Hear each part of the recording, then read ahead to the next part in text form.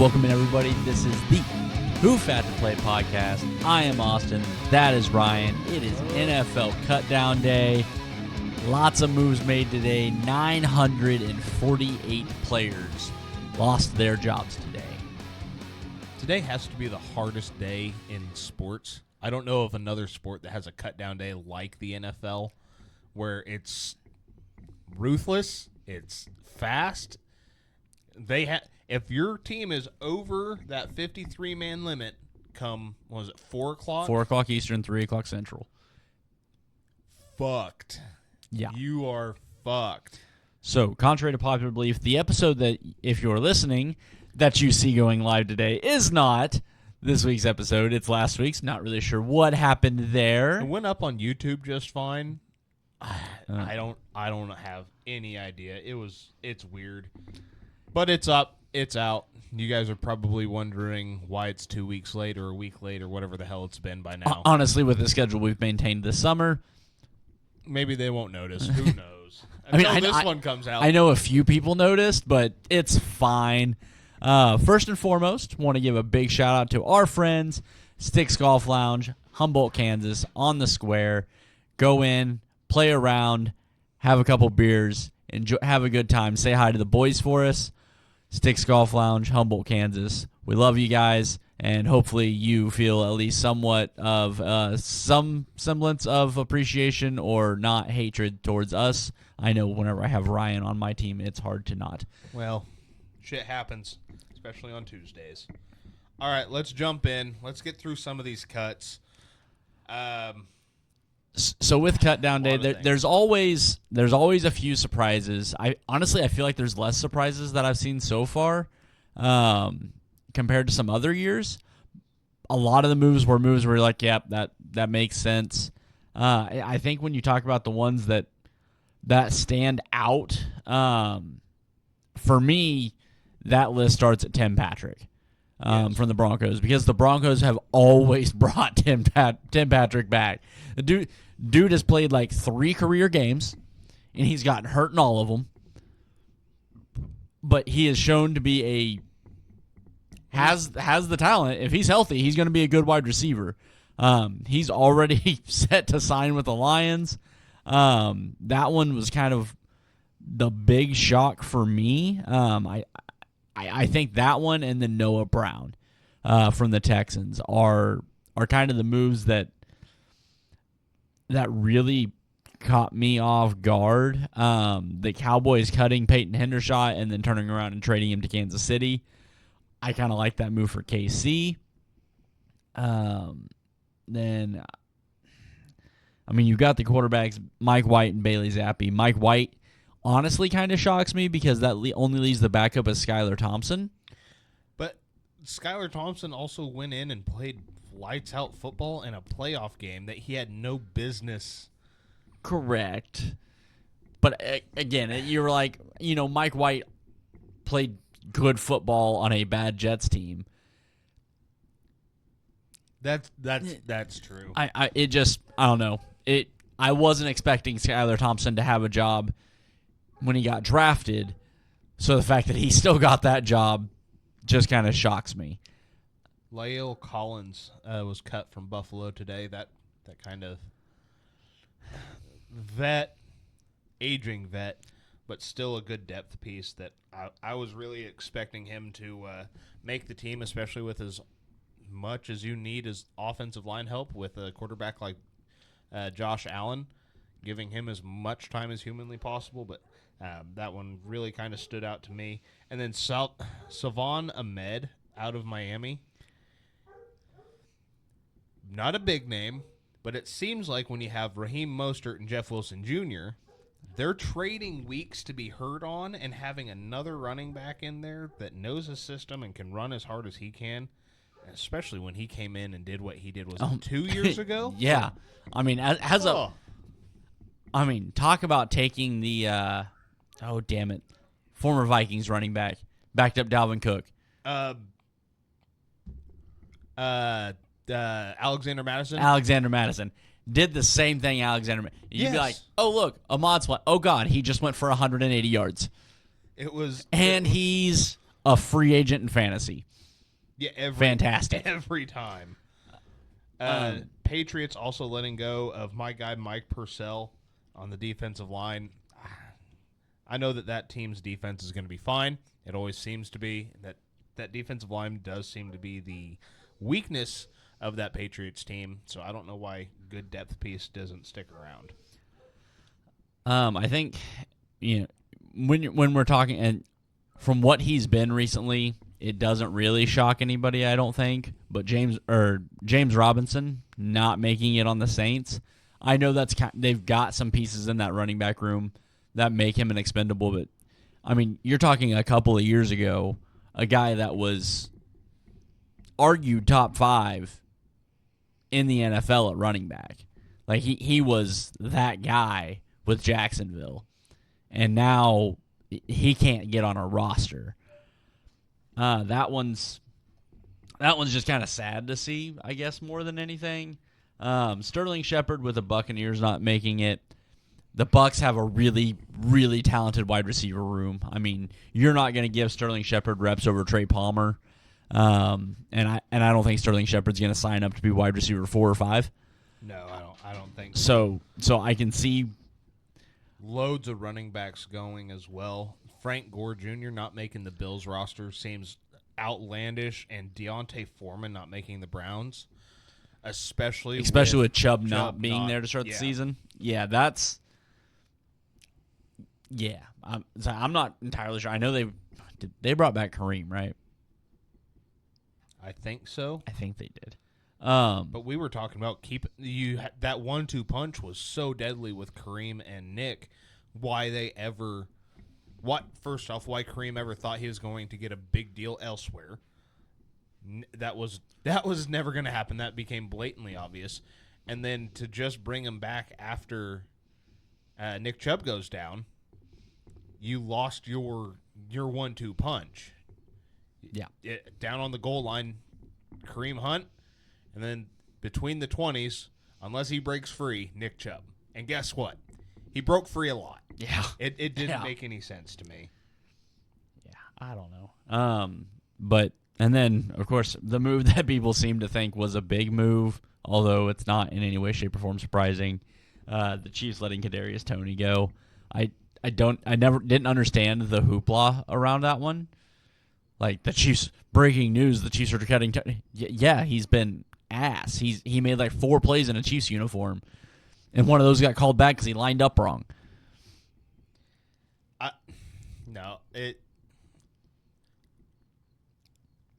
It was doomed from the start. It felt like, just because of the hype. I fell for it, like a lot of people did. Kadarius Toney was exciting, but after about 4 weeks, you could tell that he didn't have butterfingers. He had no fingers. The ball just bounced off of him. And God forbid he did hold on to it. It was an incredible play. Yeah, I mean, arguably one of the biggest plays of Super Bowl 57, the punt return against the Eagles. Changes that game, and Kadarius, and whenever the Chiefs signed Juju Smith-Schuster, that pretty much spelled the end of it.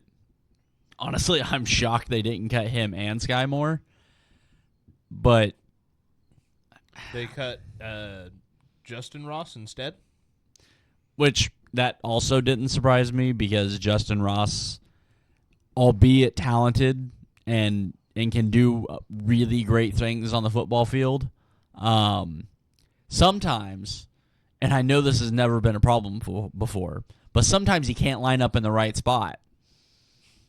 And considering while Brett Veach was on with the broadcast crew,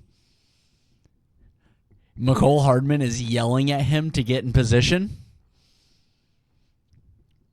I'm not saying there's certain players you shouldn't have yelling at you to correct what you're doing. But when Mecole Hardman's right, it does raise questions. It does. I mean, who else? I don't think I mentioned it. The Packers got Andres Carlson. Yeah. Well, why? Like, what?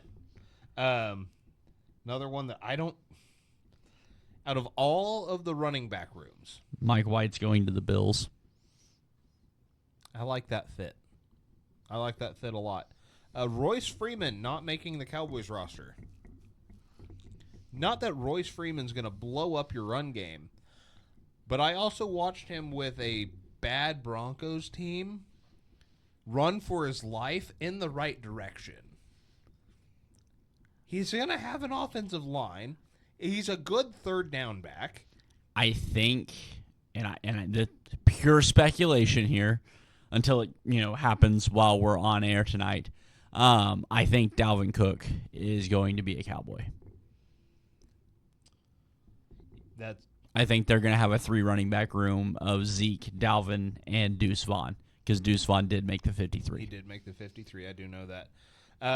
My biggest upset in terms of cuts, Sam Hartman not making the Washington Commanders, although the way that Jaden Daniels has looked this preseason and getting the starting nod, and I mean, just name it with Washington, it makes a lot of sense. I did like Sam coming out of college there. Bears didn't really have anything that jumped off the page. Not that they had much to begin with until they decided to build around a quarterback. Once again, we can bring up what could have happened if they built around the last quarterback they had. But who knows? Because the Bears are going to find a way to fuck it up. And then I wanted to bring this up. Interesting note from the 49ers and their cuts. Not on the 53, Trent Williams.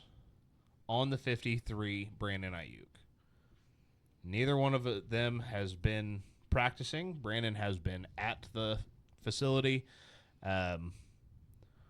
If somebody knows, because we talked about this pre-show, so when you're designated for the PUP list, which is the same as the did not report list, at least we thought, because it's always the same list when you're going through training camp.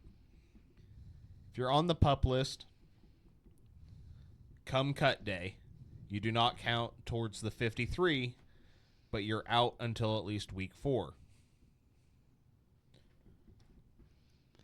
So I mean, I have the rule in front of me as it's written out. A player must be placed on the reserve PUP list by roster cutdown day. The player has to remain on the reserve PUP list for at least 4 regular season games. Once a player leaves the reserve PUP list, he has up to 21 days to return to the 53-man roster. So that's 7 weeks. Potentially. Like if you 4 games. Right. I mean, it could be week 4. You reinstate him. He's playing week 5. He's playing back. But that's giving you 7 weeks before he can be brought back onto the 53, or has to be brought back onto the 53, and somebody else has to go. So Trent Williams, not on the 53-man final roster in San Francisco. Brandon Ayuk is. CeeDee Lamb just signed a mega deal, $136 million, 38 guaranteed, 4-year deals to stay in Dallas, which means that Dak Prescott will no longer be throwing him the ball after this season. And Micah Parsons might be playing on both sides of the ball. Since he seems to disappear during playoff season on the defensive side, maybe he'll show up on the offensive side. Did I say something wrong? I didn't say nothing. I did not interrupt you. I felt the gasp. There was a lot of oxygen sucked out of this room. I can barely breathe. Sorry, but I don't think it was me, okay? So, what's this mean for CD and the Cowboys? I mean, obviously, they get 4 more years of... I'm not going to say top 5 wide receiver, because nobody that's been on this show believes CD is a top 5 wide receiver, unlike the rest of the NFL. You get 4 more years of I'll say really good wide receiver. I mean, so far, I wouldn't say he's lived up to the 88 that you're used to seeing in Dallas. Get a lot of targets last year, man. That number has to get a lot of targets because it sells the most jerseys. Yeah. Dez and but I mean, I will say he's a really good wide receiver. I do not have him in the top 5, as you said, but he's a star that they've crowned him with the star on the helmet and as a star of that team. But no, with that contract, I agree wholeheartedly. Trey Lance might be his quarterback next year. All right, on the Trey Lance thing, he had a really shitty game week 3. Yeah. Did we all see how that game started? He looked fucking awesome. So it comes down to reps. I am not going to get... I hate that he's a Cowboy. I said that last year when the trade happened. But my God, he's like 23 still. He is younger than the entire rookie class. I get it. At some point, it has to click. There's nothing wrong with letting quarterbacks sit. Ask Green Bay. If you see the flashes, they're there. They show up. They also go away just as quickly, but you see the flashes. At this point, I call it head scratching moves when he hasn't started. His 2 games, his first game in San Francisco was a rain fest, fucking slip and slide bowl, absolute shit show. Nobody could have fucking played in that. Second game, he's running a power, and his ACL, MCL, TLC, and fucking minivan all exploded inside of his leg.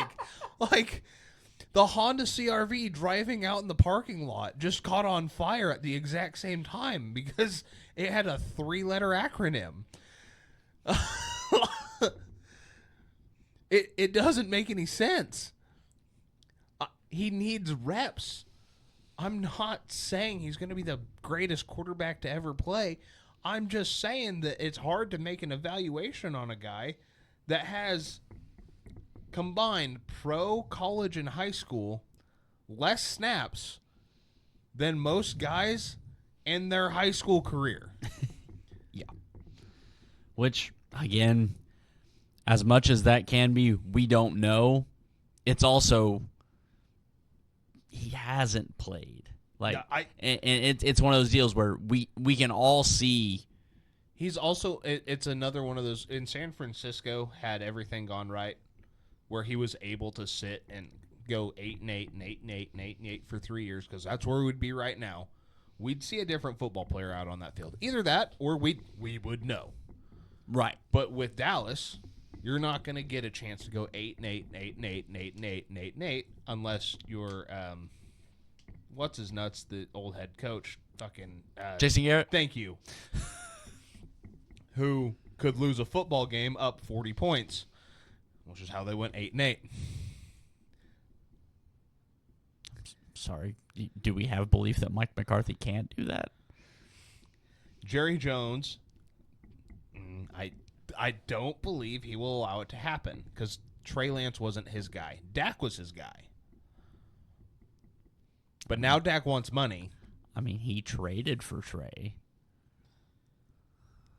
I mean, he's the general manager. That was his decision to trade for Trey Lance. Oh, he let us know he was the general manager, all right. Yep. Just like he always does. Just he's got to let you know who the problem on that team is. So, yeah, CD's going to stick around for a while. I feel like he might become Trey Lance's best friend, especially with Dak not. So they've been getting first-team reps. I bet Trey Lance looks a lot better with a guy like CD, who, when he can catch, because that's been my biggest thing with him, he seems to kind of have a little bit of Kadarius Toney with the fucking hands. And nobody else wants to call it out. Nobody else wants to fucking look at it and go, ooh, he should have probably caught that. He was wide open over the middle of the field. Because the very next play, they go right back to him, and he catches it and takes it 76 yards. Just like Kadarius fucking Toney. I'm not saying he drops it 92% of the time. It's only like 36. I remember getting called out for Debo having a dropping problem. Does anybody else remember that in his rookie year? And then it got solved.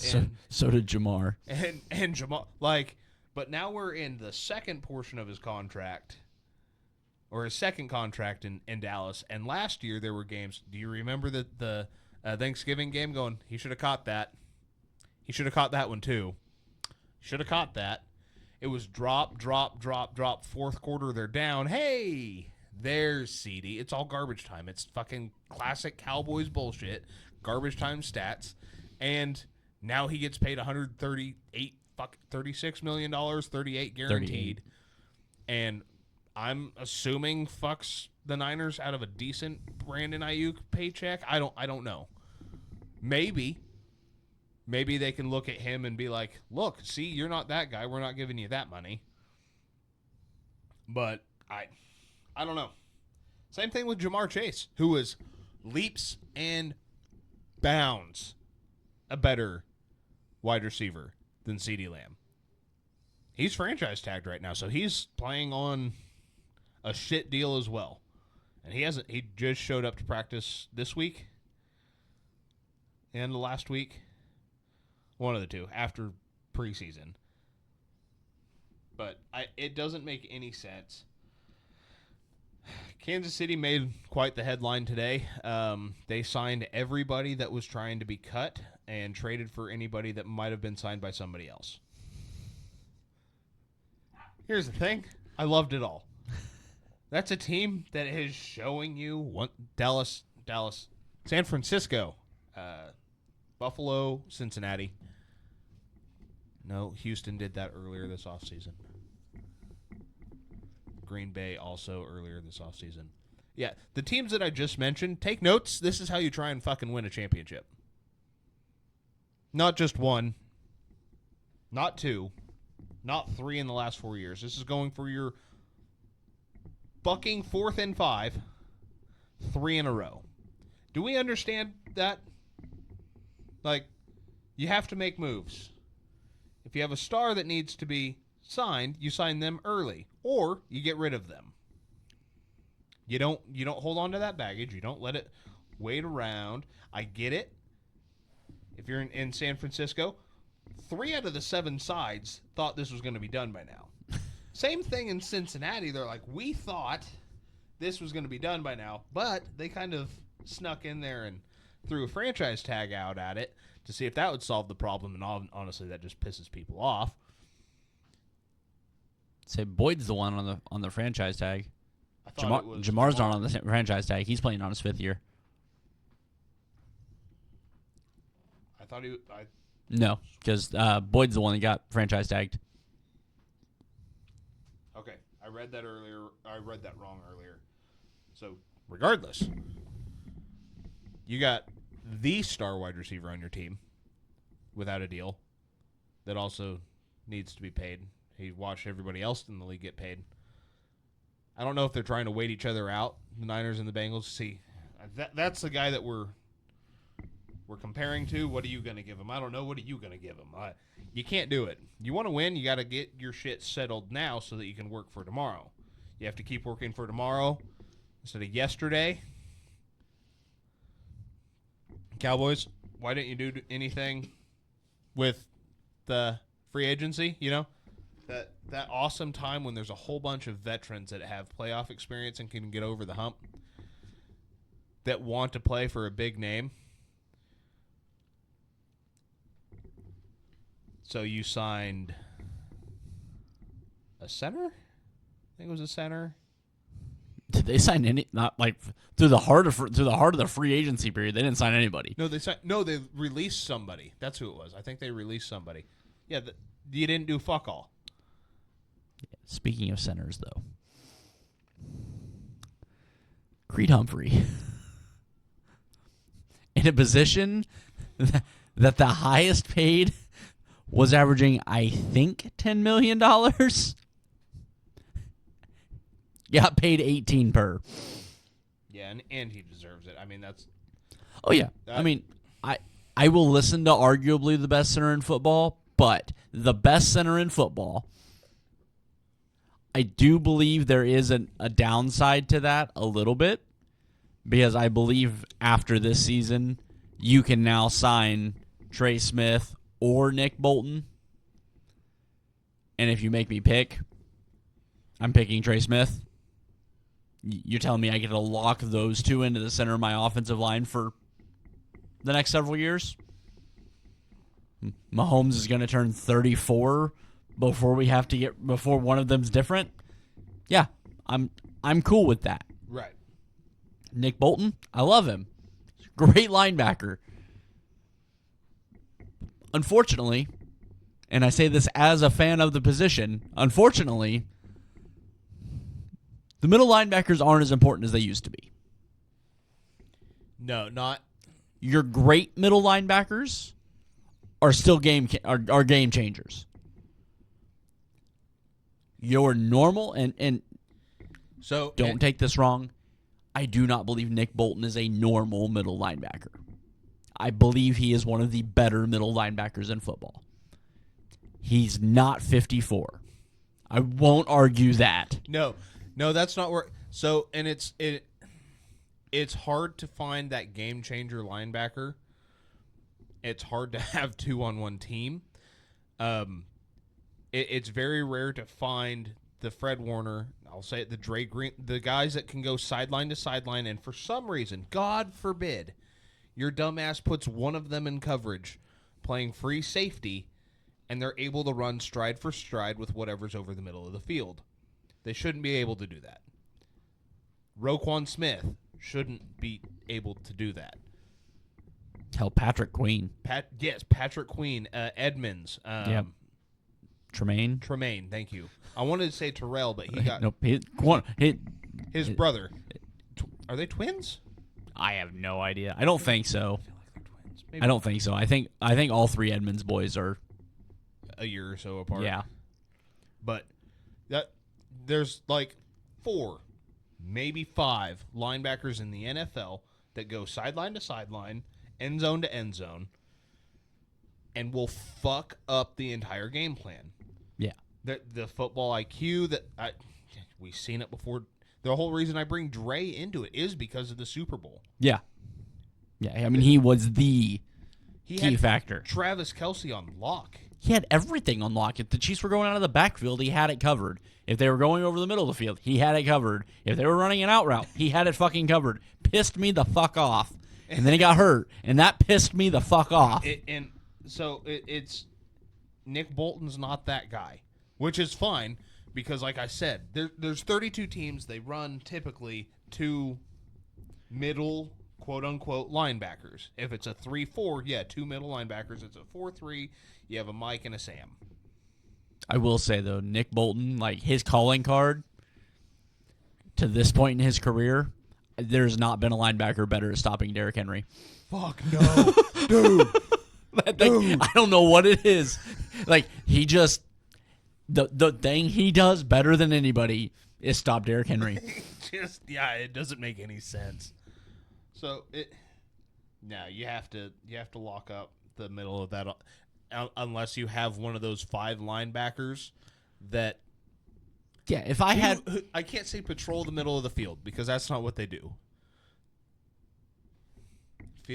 They're not a field general. They're more like a field commander, a field destroyer, an offensive game plan nightmare, a one-man carpet bomb. I don't know. I can think of 3 linebackers that start on the opposite sideline and can spear a running back. There's 3. It's Patrick Queen, Roquan, and Fred. That's it. So, I do want to talk to you about kind of some of the projects. Okay. Reese Zammit. Okay. Gable Stevenson. Do you remember that move? Oh. The Olympic gold medal wrestler that was playing defensive end for the Bills. Yes. Okay. Vaguely. Vaguely. So, I mean, and those are the two that, like, stick out as I know of. Not, both of those guys got cut. I suspect both of them are going to land on a practice squad, probably with the team they've already been with. I expect the Chiefs to try and bring Zamet back because everybody that was like, oh, he's going to be our starting running back or he's going to be this. No, he's going to be exactly what he is now, and that's a practice squad player for right now. And that's exactly what he looked like through the preseason, was raw as hell. Right. I mean, obviously, those projects are kind of theoretically low risk, high reward. Like if one of these guys turns into something, So these guys are going to shine with this new kickoff. Because with this new kickoff, you don't want, as much as they want to be out there, you don't want a guy like Debo. You don't want a guy like I just blanked on fucking every wide receiver in the NFL. Holy shit. Jamar. You don't want Zay Flowers back there. Like, there's your quick, shifty guys, your Anquan Bolden prototype-esque wide receivers that would excel in that. You don't want them returning kickoffs because guess what? It's still dangerous. That's where these guys get to shine. They're gritty. They're quick. Hell, the Niners kept theirs on the fucking team. Isaac Guerrero. He was out all preseason, practiced the day before the Raiders game, and then had like 2 80-yard kickoff returns. One like 55. He had 3 over 30 yards. And that right there helped him make the 53. That's all he's going to do. Unless CMC gets hurt, Eli Mitchell's out for the season on IR, which they should have traded him. That's all they're going to do. This was a guy that hadn't practiced at all. This was a Ricky Pearsall in the running back room that wasn't a first rounder. That's where these guys are going to make their hay. I mean, when you have a guy like Jamal Agnew, who's been, has it been 2 years since he's seen the NFL with this new kickoff rule? There are 10 teams interested in him. Nobody wanted to tell me what the 10 teams were. But Jamal Agnew is going to be the perfect guy. Oh, God, dude. Yeah. So, any of these project running backs, any of these Aussie rugby players that are trying to make it in the NFL, any of these speed guys that are just shiftier and shit, that's where they're going to make it. Because we've seen what happens when they try to play wide receiver or they try to play out of the backfield and they get hit by Roquan Smith or Patrick Queen or Fred Warner, God forbid, Dre Greenlaw coming straight up the middle, Nick Bolton off the edge on an outside zone. They don't get up very quickly, and they, for some reason, end up injured and cut. So that's where this new kickoff is going to create. It's going to create jobs that we hadn't seen before because they need the quick shift. And yes, in theory, with everybody being so much closer, not being able to get the running head start, it creates more excitement. But I'm telling you what, these hits are going to be bigger. If we see Justin Reed out there kicking, teams are going to look at that and go, ooh, do we have a backup linebacker or a backup safety, a gunner that can kick the ball 30 yards and then light somebody up? Yeah. It's going to change it, so you're going to see bigger hits.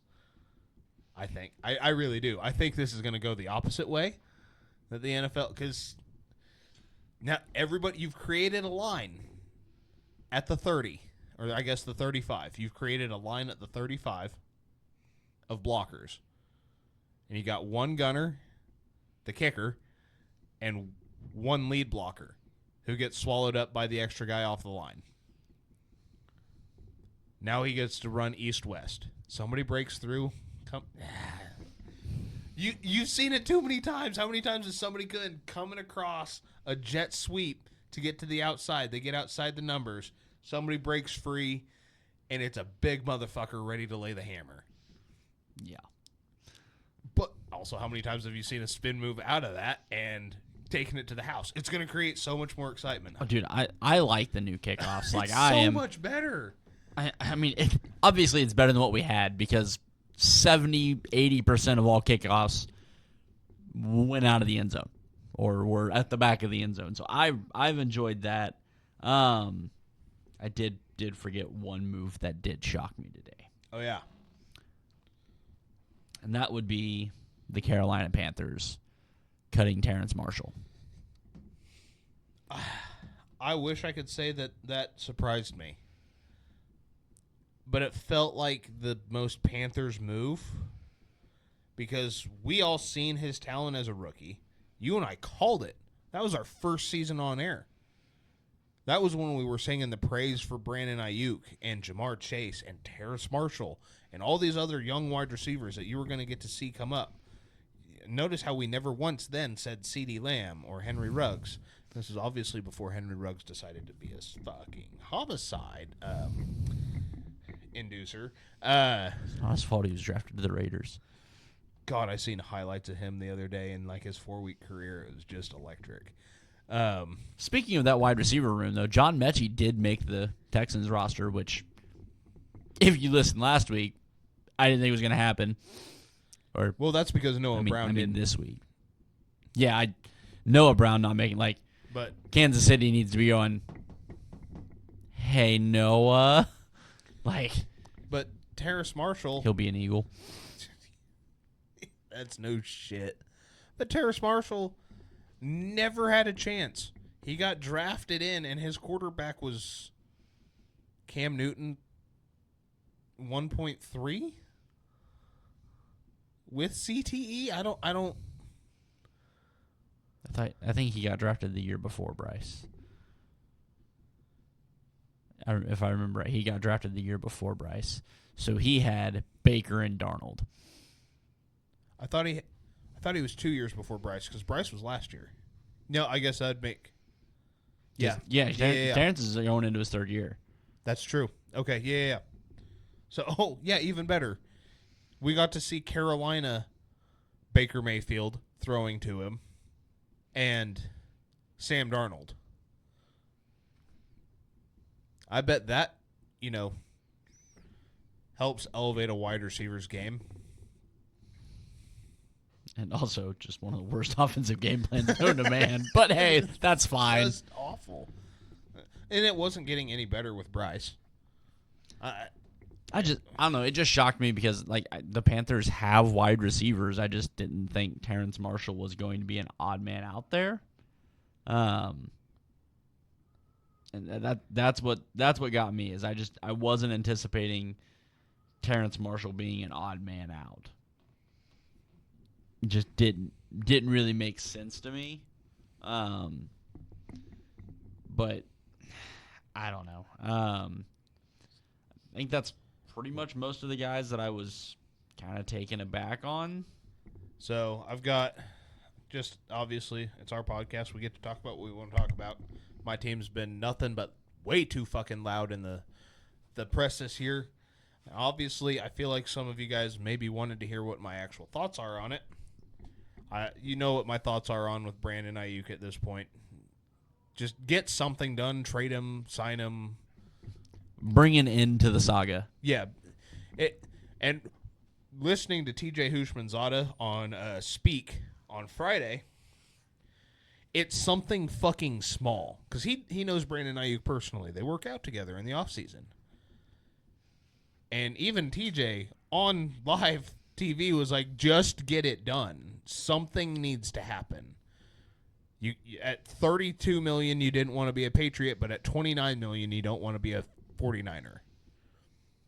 That was the first time I'd ever heard hard numbers dropped from somebody that knows the situation. So, obviously, it's something fucking minor. Brandon Ayuk's trying to make a statement like, you're not going to screw me over. because according to his agent and John Lynch and everybody else that's associated with it, they're sick, they're tired, they want it done. Number 11's got to make a fucking decision. Now, Big Trent. Hasn't been talked about a lot. Hasn't been talked about enough in the NFL media. My eye is itching, and I have no fucking idea why. So I'm going to go ahead and address it.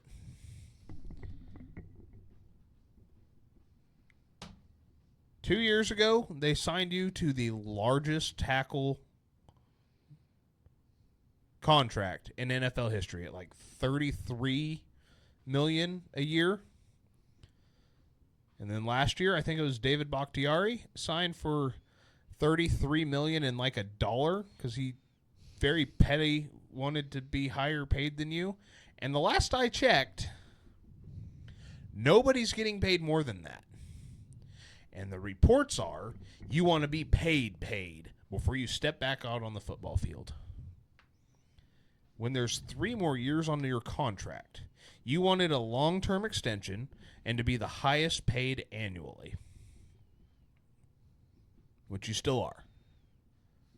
From everything I've looked at, from all the numbers I've looked at, you still are. So what the fuck's this really about? Because at this point, I know that my team can't operate without you, but I know they will. It's not week 8, is it? Trade deadline hasn't fucking passed. Get gone. There's a team out there that will pay you your $40 million that you want. I get it. It'll probably hurt my Super Bowl chances for this year. And I'll probably have to wrap Brock Purdy up in duct tape and bubble wrap and a whole bunch of other shit. Either that or just play it like we did in the NFC Championship against the Eagles first season. But especially after the Brandon Ayuk bullshit, I cannot have another player sitting here trying to strong-arm an organization that's trying to win a Super Bowl. Because at this point, I'm telling you right now, even if those two are there, they're not going to. And it's not because they're emotionally drained. They're fucking drained. You've made it to an NFC Championship, and you were a play and a half in before you were out of it. You were 3 seconds from winning the Super Bowl. Yeah, emotionally that's going to drain you, but not as much as winning one of those 2 games was going to fuel you. That's why I do think the Chiefs are poised for a three-peat. The fuel is going to be greater than anything else. Yeah. So it's not that the Niners don't believe that they can't win that Super Bowl. I know they can. We all know they can. I also know the one thing in their way is looking at 3 in a row. Because if you're telling me they're going to lose to the Texans, I've got stats to show you that Kyle Shanahan against it doesn't work. Now, Rob Saleh on Monday night without a left tackle, I'm a little concerned. Really am. Not because it's going to be anything big. It's just going to be enough to get the job done. And Leonard Floyd potentially not being there throws a wrench in all of our plans. Right. So, but with Trent, get gone, dude. Fuck, you've been the greatest player in the NFL, and you haven't gotten that recognition. I'll give you that. Nobody, for some reason, wants to give the 6'8", 340-pound silverback gorilla his fucking due as the greatest. The dude runs like a 4.11 40. It's unnecessary. He's terrifying. You shouldn't line him up at fullback. I've seen it happen. It's gorgeous. He shouldn't pull. Seen it happen. Also gorgeous. It's terrifying. I've seen the 3 defensive players run out of the way. I've seen him end a linebacker's career last year using another linebacker. Yeah. Like, at the same time, I've also seen what this team can do without you. Does it terrify me? Yeah. They're not going to win the big games. If you're going to retire, retire.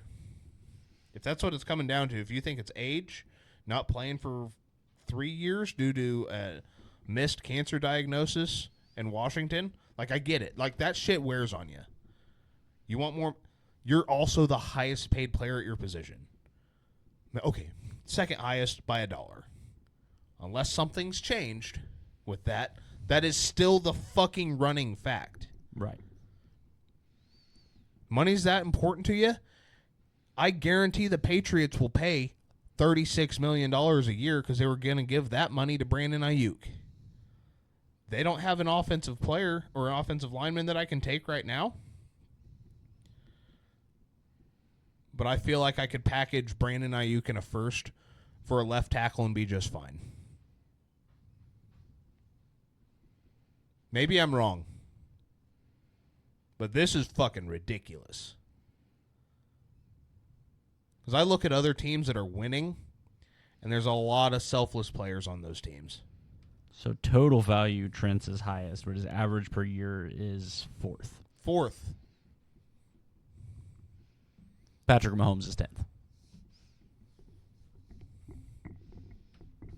Proves my fucking point right there. I know. Look, I get it. You would want Trent Williams on your team too. Do you want him for $36 million? No. Like, Trent, it's the same thing. Do you want to win or TV timeout? You realize we signed Chris Jones for like 32, and I went, that's a bad idea for the future. Look, don't get me wrong. For the 3P, it's great. Right. Which is all your team needs to worry about right now. Yeah. My team needs to get over the fucking hump. Which, again, is why, as I said before this, if you're going to sign a wide receiver to run slant routes, why don't you sign Michael Thomas as opposed to Juju Smith-Schuster? I get it.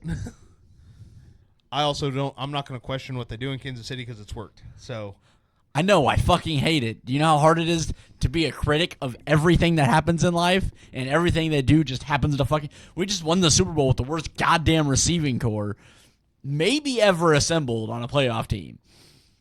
Yeah. So I'm... If you're about the money, you're about the money. But when you sign a contract... You've signed a contract. I am a firm believer in that. And I get if you're going into your last year, your final year, that maybe even the second to last year, because his contract was a long contract. You got 3 years left. Get through this season and then go from there. But like, you got 3 years on that contract. It just... So a wise man once said, not making a decision, you still made a choice. Like, pick something. Yeah. I know that John Lynch in the front office wants to get a deal done with both of them. And according to Deshaun Jackson, also on Speak, Wednesday or Thursday of last week, he literally came out and told 49ers fans, don't worry, it'll be soon. Well, I'm not going to say I'm worried because I also don't have my hopes up for this season. And it's got nothing to do with Brock Purdy. I watched the third preseason game.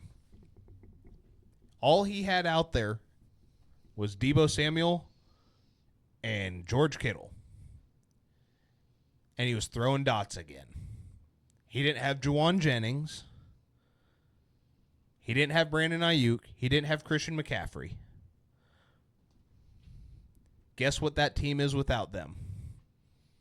9-7 or 9-8. Just over 500. And if you're telling me that my stupid cheap quarterback for this year is 9-8 with a tight end who he trusts and a wide receiver that he trusts and no offensive line, that's comforting to me because I've also been in a situation where I had those guys and I didn't have a quarterback to throw them the football. I know what it takes. And hell, the way Dominic Pooney's been playing, throw him out there at left tackle. He's a little undersized. I get that. He's handling it fine on the inside. I like that guy. He played tackle in college.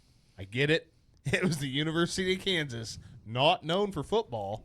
It's the number 22 ranked team in the nation. You shut your fucking mouth. Hey, I get it, Woo Pig, but goddamn Rock Chalk.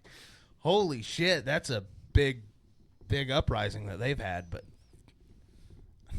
what you're gonna let?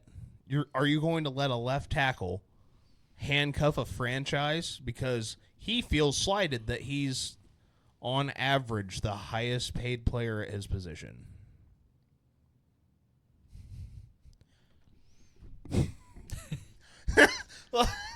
$138 million just isn't quite enough, man. You know. I get it. He with that offense. The other thing that I'm not necessarily concerned about is you mentioned it on the last episode.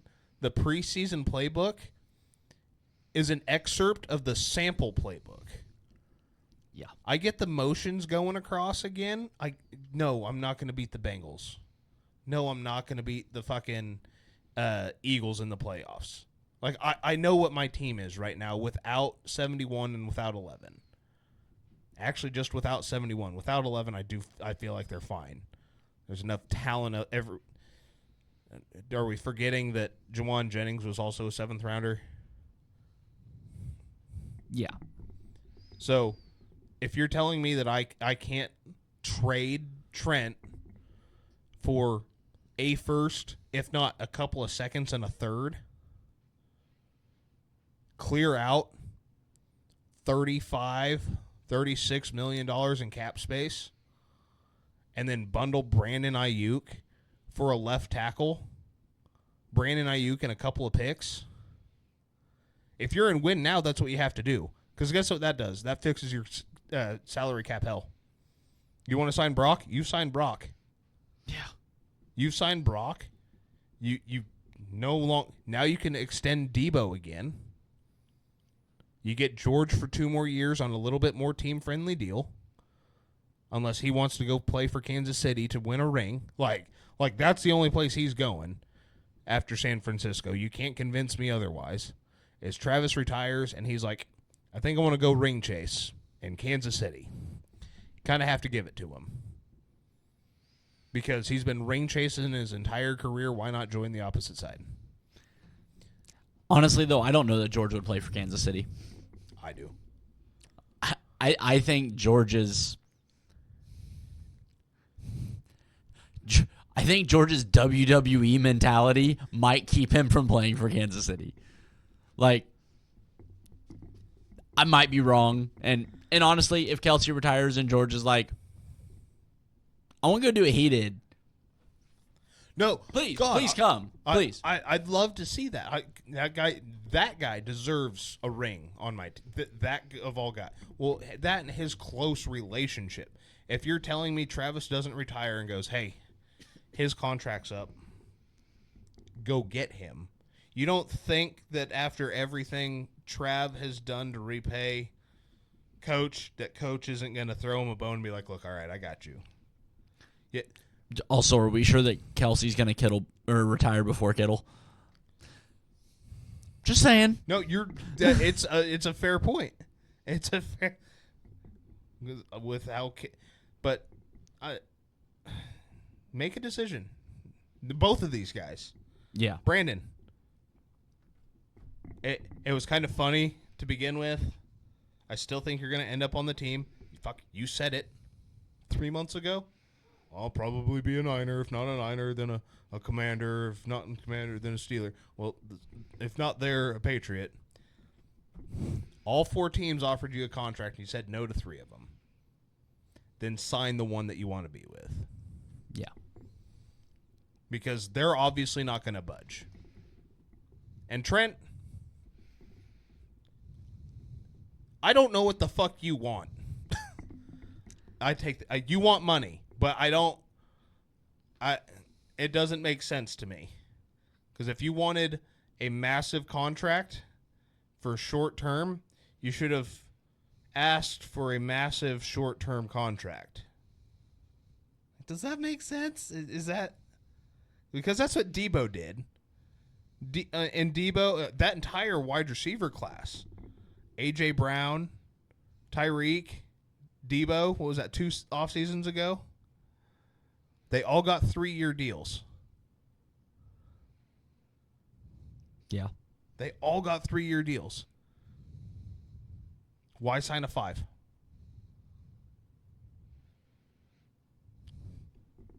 If you're not gonna play 2 out of the 3 years, why sign a 3? If you're not gonna play 4 out of the 5, why sign a 5?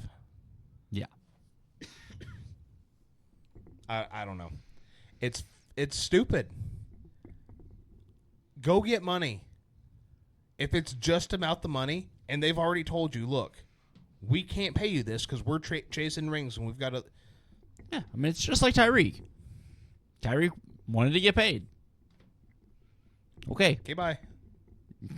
Here's our offer. You don't like it? That's exactly what Brandon Ayuk should have done. And hearing TJ close to the situation say on live air TV, they offered you 34 or 32 or something? 32, I think. And the Niners are offering 29. If it's about money, go. Obviously, it's not. You want to win. Guess what? The two don't coincide.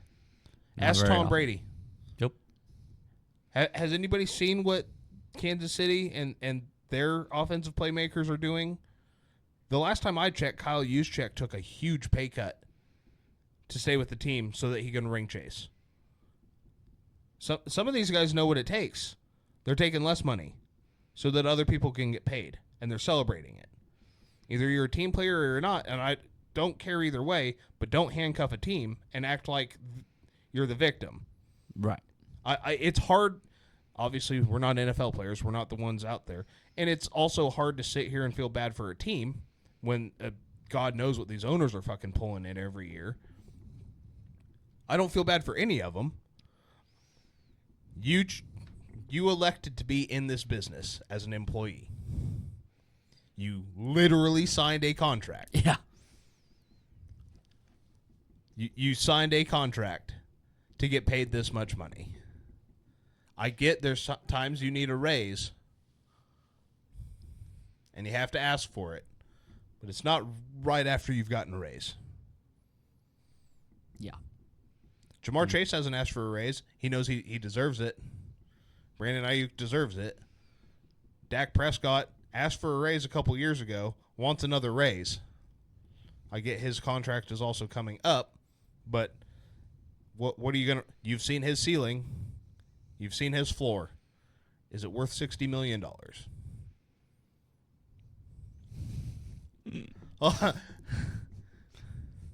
Now when Patrick's making 50. But you know, and I get, like, obviously, as somebody that gets to be a Chiefs fan, somebody that gets to watch Patrick Mahomes and gets to see the contract that he signed, and the fact that he reworks that contract to open up more cap space every fucking year. Him, Travis, and on my team, I know George does it every year. Fred, he's restructured every single year. Kyle Juszczyk has restructured every single year. Christian McCaffrey didn't ask for a raise. The Niners just gave him one, which I did think was a little bullshit. But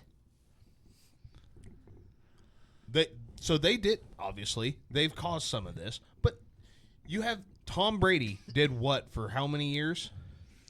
Yeah, I mean, he didn't take the payday. But, I mean, also was married to one of the richest models in the world. That helps. Whenever you're an NFL starting quarterback, one of the greatest players of all time, the greatest football winner of all time, and you aren't the breadwinner in your household. You know. Yeah, but we also see how that ended. Well, not everybody can be a yoga instructor, okay? I don't know what you want from me. But, yeah, the whole contract deal, like, I understand wanting to get paid, and I understand doing what you feel like you need to do to get the money you feel you deserve. But I also believe there's a line, and this player empowerment, and honestly, you can trace a lot of this back to LeBron James, of, hey, I want to get paid this, and I deserve this, and I'm just going to do what I have to do to get it. And I know Trent is arguably the best player in the NFL. Like, no argument. I mean, he was that when he was in Washington. Yeah, he has been he's a Hall of Fame left tackle. And he has played at a Hall of Fame left tackle level his entire career. When he wasn't playing, he was the best left tackle in football. Yeah. It is, but his situation, and I don't know. I don't follow it all that closely, but man, there's got to be some kind of give out there that you're willing to look at, especially for a team like San Francisco. When you're talking about the teams that you look at that have a chance to win it all this year, San Francisco's up there. Kansas City, I believe Houston's up there. Green Bay's probably in that conversation. Baltimore, if they can figure it the fuck out, I believe if Lamar can have a good playoff run, great. I have questions about Cincinnati. I have questions about Buffalo this year. Also why I'm willing to put Baltimore in there, because I do not believe Cincinnati and Buffalo are the same team. Detroit, absolutely. But you're talking of these teams, the roster that you look at, and I realize how hard it is and how unlikely it is, but the roster you look at and go, that team, when you talk 20-0, the teams that could do that, the undefeated possible teams, San Francisco is the only one I look at having the roster to do that. Suck it up, Buttercup. Go play football. Go win football games. You're not entering a contract year. You're not even close to a contract year. You're 3 years out. You're 3 years out on a deal. Just because you don't like the deal that you can't do it. Would you look at that? Manti Te'o's ex-girlfriend just made an appearance.